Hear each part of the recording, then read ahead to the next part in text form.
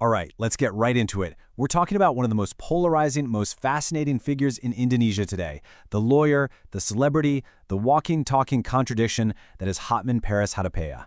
Now, this is a man who literally wears his wealth on his sleeve, but his story, it is so much more complicated than just diamonds and supercars. I mean, where do you even start with a guy like this? Well, how about with a title he was given by Scott Indonesia magazine, the most dangerous lawyer. And believe me, that's not just for show.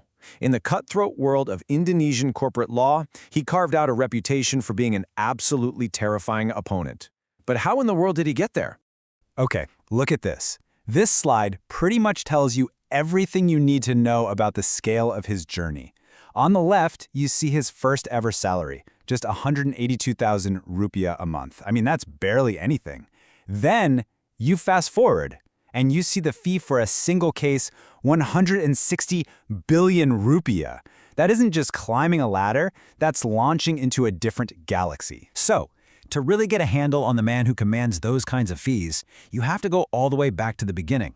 And let me tell you, it is probably not what you're expecting.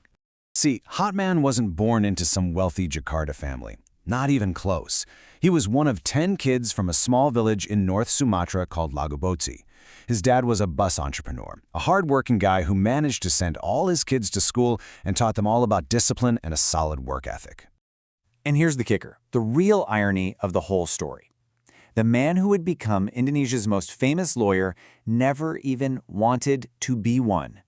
His big dream was to study architecture at the super prestigious ITB.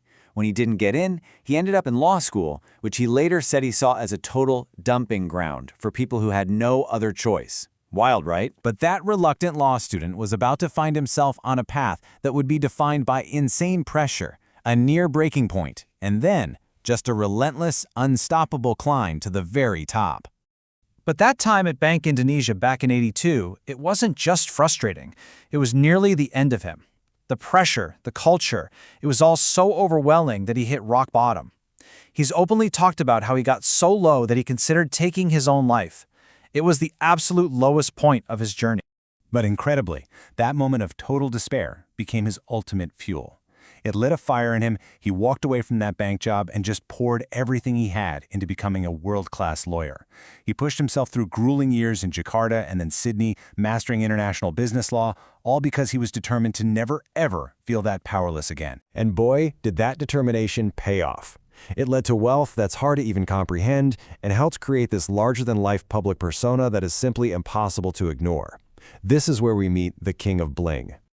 I mean, the guy's got more nicknames than you can shake a stick at, and each one tells a part of his story. You've got the Bling Bling Lawyer, a name from an Australian magazine. In Indonesia, he's Raja Pilot, the bankruptcy king, for his expertise after the '98 financial crisis. He's also known as the Rp 30 billion lawyer. And of course, he's the go-to lawyer for pretty much every big celebrity in the country. Just to give you a taste of the kind of wealth we're talking about here, check this out. For his daughter's 17th birthday, he bought her a Bentley Mulsanne. The price? A casual 9 billion rupiah. He doesn't just spend money, he makes enormous statements with it. And it's not just the fancy cars. The man is a seriously savvy property investor. We're talking hundreds of storefronts and a bunch of luxury villas. This one right here, a massive villa on a cliff in Bali, goes for about 28 million rupiah for one single night. And his client list? Oh man, it's basically a highlight reel of Indonesia's most sensational, headline-grabbing stories.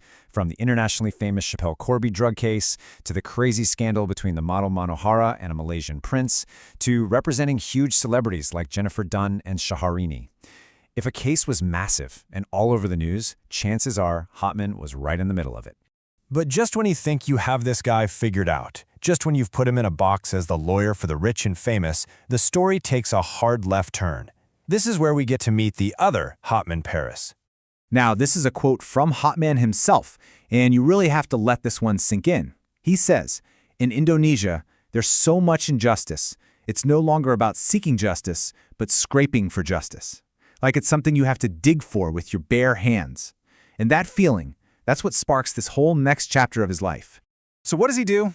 He starts something called Hotman 911. It's a pro bono, which means totally free legal service, and its mission is incredibly simple. to help the rakyat kecil, the little guy, the ordinary people who feel like the legal system has completely failed them. It's like his personal 911 line for injustice. And his strategy is pretty unique. He doesn't just give legal advice quietly. No, he uses his massive social media following, we're talking millions of people, as a weapon.